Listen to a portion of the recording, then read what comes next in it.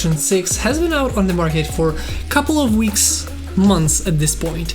And while I wish I made this review a little bit sooner, this is not gonna be a review. This is just much more of a real experience, a real world usage kind of a review, instead of just the specs themselves, because you can read those specs all you want, but how does it actually perform?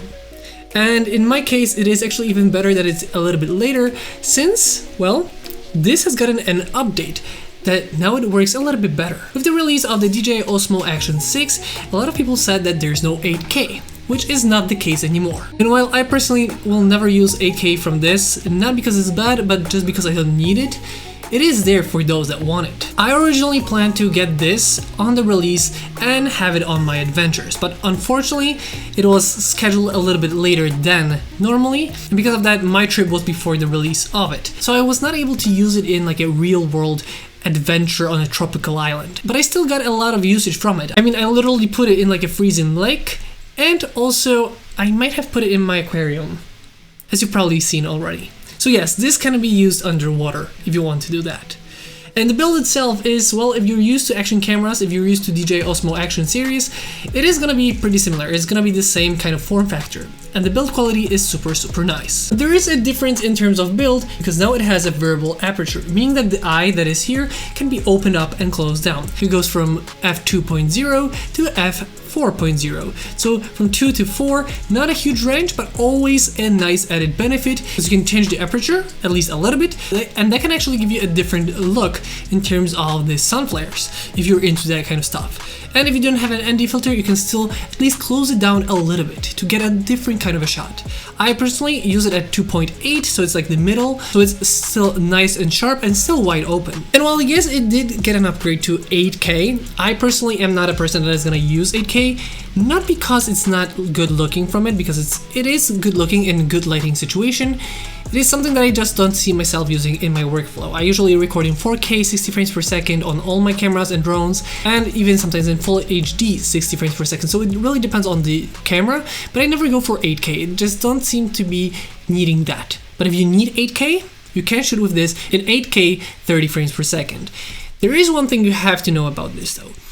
It is not gonna look that good in low light situation, because it is gonna actually look much worse than 4K in 30 frames per second versus the 8K in 30 frames per second. Just like a simplified version why it works like this is when you're shooting in 8K, all the pixels are getting their own light, right? So each pixel is getting some light into it. But when you're shooting in 4K, 4 pixels together work as 1 pixel. So essentially, 4 pixels get their more light than 1 pixel. So it just looks much better in low light situations. But in a nicely lit situation, it is going to be a sharper of the two. So it really depends on your usage. If you want to use it in a nicely lit up situation with lights or outdoors in a nice sunny weather, then 8K is going to be probably really good. But if you're in a low light, I would definitely steer away from 8K. And speaking of vlogging, for example, this is an amazing vlogging camera because of the screen that you have on the front. And now because you can actually shoot in 1:1, which is the main selling feature for me in terms of this action camera, because since you're shooting in 1:1, it is about the same as it is here. So if you're shooting in 1:1, you can see the full frame on here, which is really nice. You don't have like the black bars on top of the bottom or to the sides, because now you're shooting in just 1:1 like the screen it is here. So it's really nice, and my opinion is that the most important part about the 1:1 is not even the screen. It is just that we live in a world where we make content for both long form and short form, for YouTube, Instagram, TikTok, and having a recording that can be used in all different formats without losing on quality is incredible. You see, when I record with DJI Avata, for example, and I have to record in 16:9, so it's like the YouTube style of video, if you want to crop it into 16:9 but the vertical, so 9:16, it doesn't look the same. It just doesn't look anywhere as good because you lose out on the quality. And you also don't see that wide angle look. So it can look good, but it could have been better.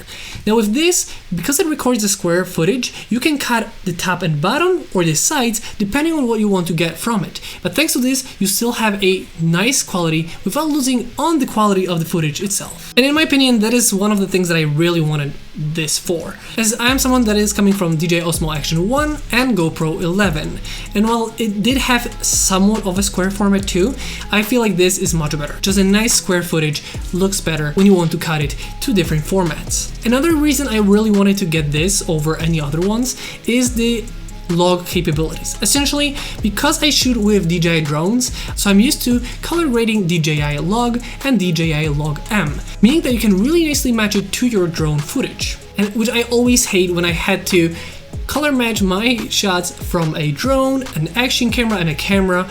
All of that was always a little bit different, but now with this I am able to much more easily connect the other footage to make it look seamless, and it's just overall a much nicer kind of footage to color grade in general. Also, if you're interested in LUTs to color grade these kind of footage right away with just a single press of a button, but actually get the most out of your camera, check out the link down below for my presets and LUTs. You can find free and paid LUTs for the DJI Osmo and your drones. So it's just making this the most convenient camera in terms of action cameras. It is really nicely built. It has a front-facing screen so you can vlog on it and see yourself in the frame. It also has a good screen on the back, records in normal and log formats, which both look really good, and they're both in 10-bit, so you can really push them in post-production. Not only that, it records in a square, so it's much more convenient for all types of social media. You could even talk to it and then cut it out into a vertical or horizontal format from just one shot. You no longer have to record something twice to get for both formats. And also, one thing that is nice that they updated after the release, when you're recording the square format and you have the Rocksteady stabilization on, the four corners were cut off, so it wasn't really a square, it was more like a cross. But now it seems they heard us and they fixed it. There is no longer this. So if you put Rocksteady on when you're recording one by one, the corners are no longer cut, so it's now once again a full square footage. I personally don't usually use it with the Rocksteady for one single reason. Most of the time I'm using this on an FPV drone, and I would rather record in wide angle. Thanks to this, you have the gyro data recorded in the footage, meaning that I can put it in gyro flow and get much more smooth and cinematic style of stabilization, that I can actually edit in post-production how much and how I want this stabilization to look. But for everyday users, Rocksteady is incredible for this camera. It works like a charm. So really depends on the footage. If I was to talk to it, I would probably use the Rocksteady. If I'm doing some underwater shots, I probably will use Rocksteady too. But if I'm doing something that is more like a FPV drone, I would probably just want the gyro and then have the gyro flow do the stabilization. Like I said, it is a super versatile camera. I literally flew it with an FPV drone, put it in my aquarium, put it in my fridge, put it under like a freezing lake, use it for vlogging, like even in harsh, cold environments, even though I would prefer it to be a really hot situation, it still performs super nice. And there's one more thing that I really like that you might have noticed from the shot from the aquarium, because there is a sensor for color shifts. So if it's underwater, you no longer have that different tone, different, colors that you get from having a camera underwater.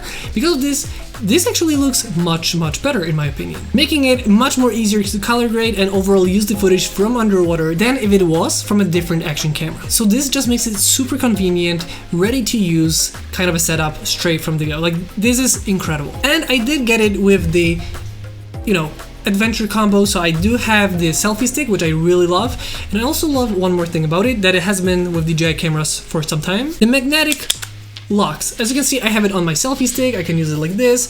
The selfie stick itself is pretty nice, really sturdy, and it's just working great. But you can also take it off like this, and it's so easy. It's like a quick switch for what you have. For example, I have one of these on my FPV drone. You no longer have to screw in, screw off the the action camera and the everything in between. You just have to put it on here. If you want to use it on a FPV camera, I have another one on FPV, so I just take it off from here, put it on the FPV just like this, and it's so seamless and quick. That's why I love the way they made this. And at first I wasn't the biggest fan of it, but now that I've used it, I really love that format. Not only that, I also have the extra batteries that come with this combo, but to be honest, I feel like the battery on this is super nice. I literally flew this with an FPV twice. I burned through all the batteries that I have for the FPV, put it into underwater, did some vlogging tests, and it was still like 80%. So it is a super nice working battery. and you have 3 of them, so I'm not sure if I'm ever gonna really run out of battery while, you know, using it in real world situation.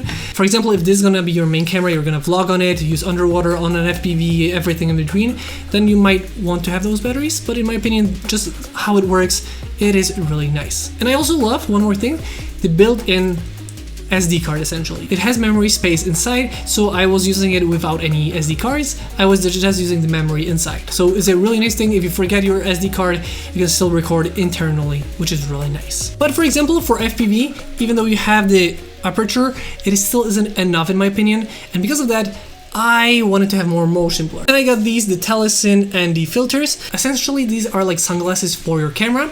So if you have something like this, as you can see, and we have something like this, so it's like a darker glasses. What these do is they limit the light that is going inside. And you might ask why you need that. Well, if you're flying FPV, for example, and you want that natural motion blur, and you don't get that from your camera, but you see others on Instagram have that motion blur, it looks professional, it looks more realistic and more natural.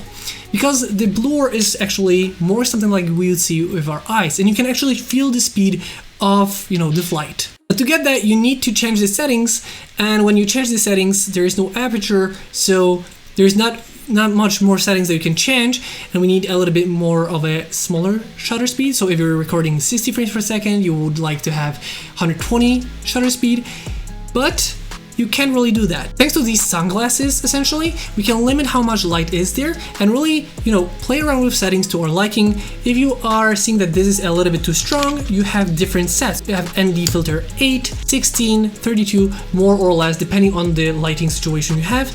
And thanks to this, you can set up the shutter speed the way you want to and get that motion blur. One pro tip, if you're gonna use it on an FPV, I highly recommend getting a little bit more shutter speed than normally, so not 60 frame rate and not 120 shutter speed. I would rather go for like a little bit more, maybe 180 or 200, because there's a little bit too much jitter when you have it on FPV. You know, the vibrations make the footage a little bit jittery, so I would highly recommend going slightly above, still going a little bit lower, but still above the 180 rule. So if you're looking to improve your footage, I highly recommend getting these ND filters from Telesin. And one more thing that I have from Telesin for this is this super amazing looking cage. Essentially, if I put my camera inside, it's aluminum body, and now as you can see, I have like this super nice with a grip, with even this for my hand, a nice grip and a shutter button on top, which, you know, it feels pretty heavy now, and it's amazing for like if you want to do street photography. You now have a camera with a strap, you have a shutter button, and now this is like a proper street photography kit. And I actually seen a lot of people like this, so if you're interested in that, I highly recommend that. You have a mount here for like a microphone if you wanted to, or for a tripod. So it's pretty nice, and you can, you know, customize it a little bit more. Overall, a really nice thing, really nice in terms of how it was built, and easy to get on and off. So it's a really cool kit if you are into street photography. One thing I noticed is that the photos are looking good, but in low light they tend to be a little bit, especially in automatic modes, they tend to be a little bit not as sharp because it seems to be not as good and the shutter speed is too low, so it's a little bit, you know, moved. But in a situation with proper lighting, this is pretty nice, especially for street photography, it's gonna look good.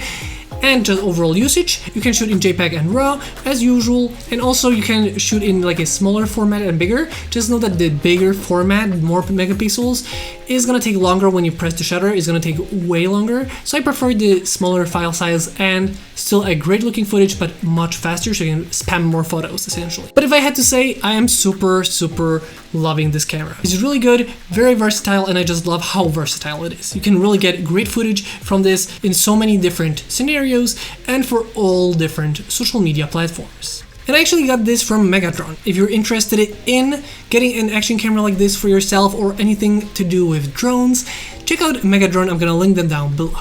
With that being said, I hope you guys enjoyed this video. If you have any more questions about the DJI Osmo Action 6, let me know in the comment section down below. With that being said, I hope you guys enjoyed this video. If you did, don't forget to like, comment, and subscribe. I hope you guys enjoyed this video once again, and I'll see you next time.